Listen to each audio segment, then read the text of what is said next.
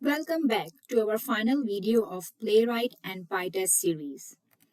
In this final video, we are going to make our test suite production ready, run across multiple browsers, toggle headed, headless, slow test for demos, run in parallel, and generate HTML reports.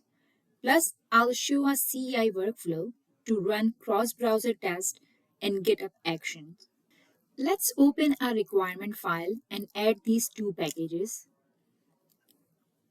Pytest exist and Pytest HTML. So exist is to automatically detect CPU cores and which we will use to run tests in parallel, and HTML for the reporting. Go to the terminal and install the new packages. Okay, go ahead and install it. Now create a new file on the root of your folder called pytest.ini,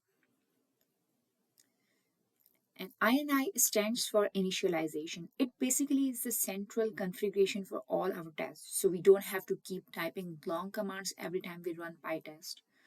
Okay, let's open it. So I have all the configuration already set. Let's review each line. So here, this declares that following configuration below to Pytest, and it tells Pytest to read the setting in this file when running test. So first we define all the default options. This is add options. Let's check each one at a time. So V here means verbose, which makes the output verbose, so we see more detail. The next is an auto. So it runs our test in parallel using all CPU cores, which make the suite much faster. Browser Chromium. Here we set our browser to Chromium. So every time it runs the test, it uses it as a default browser. But we can override it if we want Firefox or WebKit. Then it's headed. It shows the browser window while running. Then slow-mo. It slows down actions so you can visually follow along during the demo. So we also added this option, the last one here. So every test we run generates a nice standalone HTML report which we can share. So remember all this setting here, which you can override any of this option from the command line. Next, we tell the Pytest where to look for the test. So we provide our test folder name to the test path. And here how to name them with Python files like test underscore whatever your test name, and you can also use your test name underscore test. Finally, we have markers like smoke, regression, checkout, sorting, and cross-browser, and these are the small short descriptions. So for that, we will look into it shortly on how to run this test. So in short, Pytest.ini makes our test run cleaner, faster, and easier to manage. Now let's define the marker and run tests using it. Let's open any test. I have the login test here, and now write at pytest.mark.smoke. In Python, we just usually say it decorator because of the add syntax, but in Pytest specifically, we call them marker. Let's save it and run it using Pytest m smoke.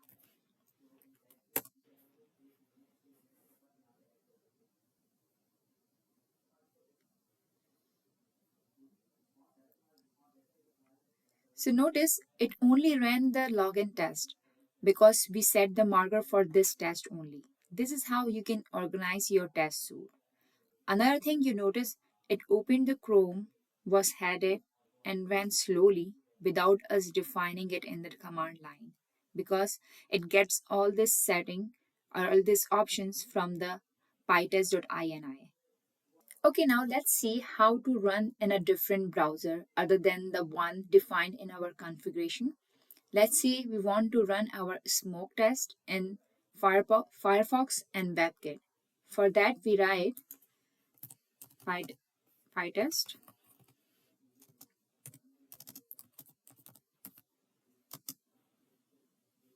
dash dash browser Firefox dash dash browser WebKit.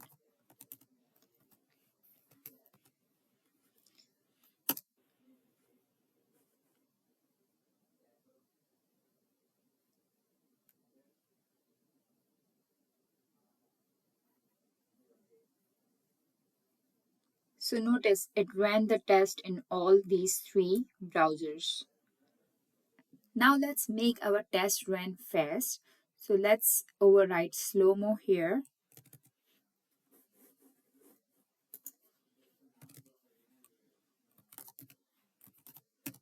to 0.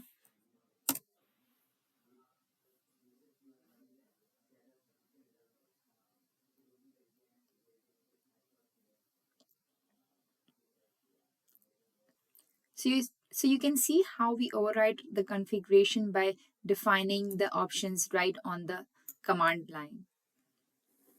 Let's run all the tests so we can also see how many tests are running parallel.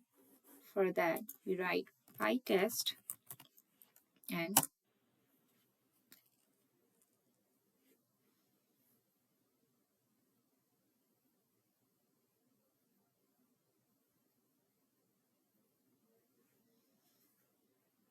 so you see how many windows are opening at the same time.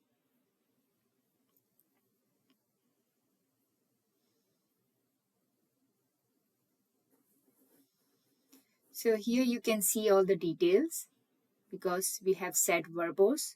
So now here, you see, it uses the 8 workers, so 8 processing. So we can also override this using pytest, and instead of auto, we can use the number we want, like 2, 3, 4. Let's see, 4.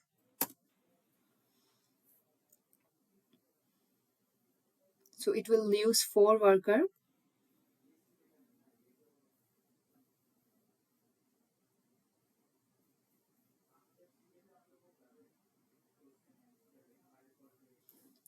So now you can see 4 workers and 9 items. So this is how you can override our configurations and define the value right on the command line. The last option we added in our configuration was for report generation. After the test run, you will now see a report folder created in your project directory. Inside, there is an HTML report. You can open in your browser, and let's take a look. It's clean, easy to navigate, and really presentable. And it is really perfect for sharing with your team or in a CI/CD pipeline. Okay, it's time for CI/CD configuration. For that, create .github folder on your project directory, and inside that, create subfolder workflows, and then create a file name playwright-ci.yml. So I have already created a file and it will be available in the description too. Let's review it. So this is the name of the workflow. It shows up in the GitHub Action tab. So we can identify this workflow easily. On push and pull request, this tells the GitHub when to trigger the workflow. Here it runs automatically when someone pushes code to the repo or opens a pull request. Okay, then we have jobs, and under job we have tests and then steps. So our workflow can have multiple jobs, but here we just need one job for running our test suite. And in the test, we have runs on Ubuntu latest. This specifies the environment where the job runs. GitHub provides Linux, Windows, and Mac OS runner. Here we are using the latest Ubuntu runner. Then there is a strategy matrix, and we have under that we have browser and Python version. So this is the key. It let us test against multiple configuration automatically. Like our test will run in all three Playwright browser, and we are using Python 3.11, but you could expand this to test multiple version. GitHub will create a matrix of jobs, meaning tests run in parallel for each browser. So for the steps, this one checks out our repository code into the workflow runner. So the following step can access the files. Here, it installs the version of Python we need on the runner, and this one pulls the version from our matrix.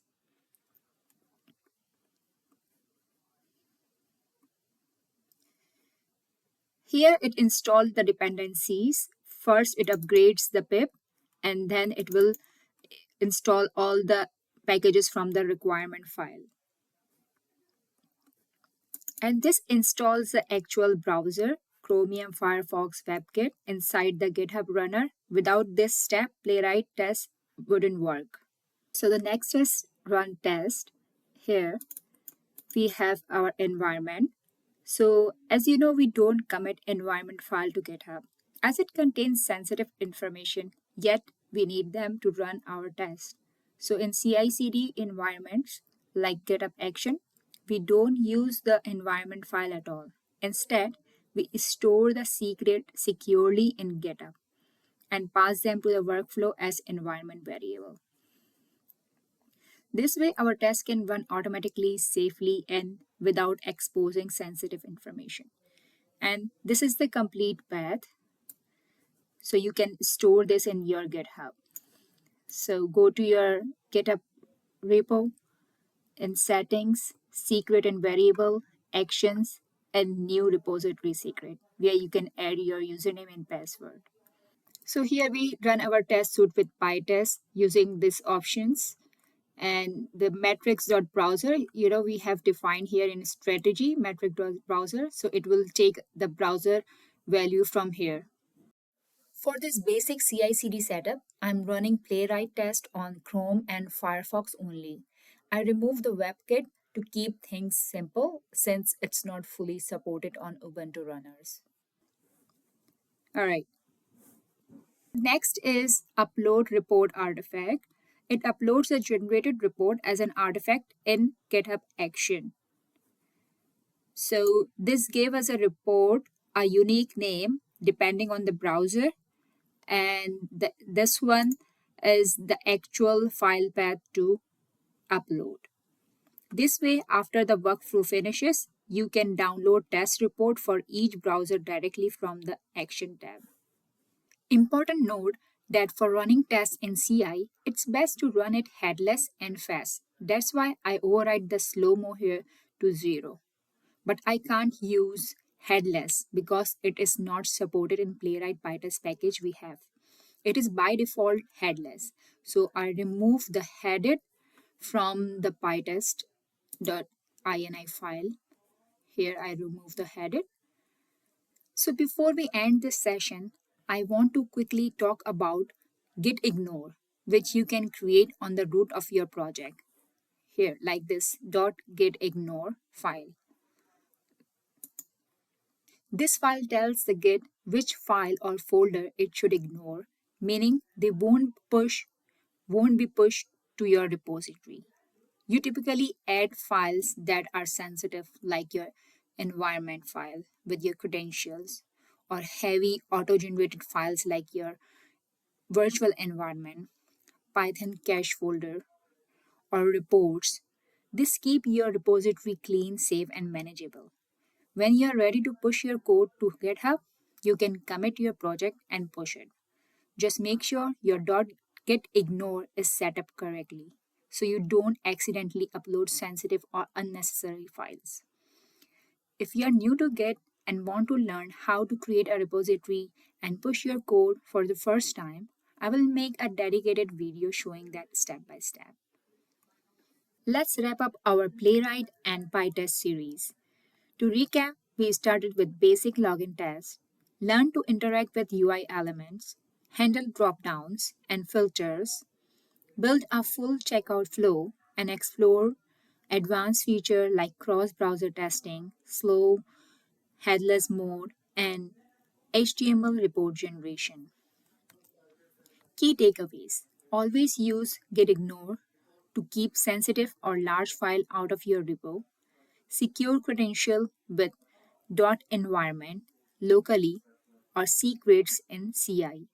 Use fixture and use reusable assertion to keep your test clean and configure your test so they can run headless, generate reports, and scale across browsers.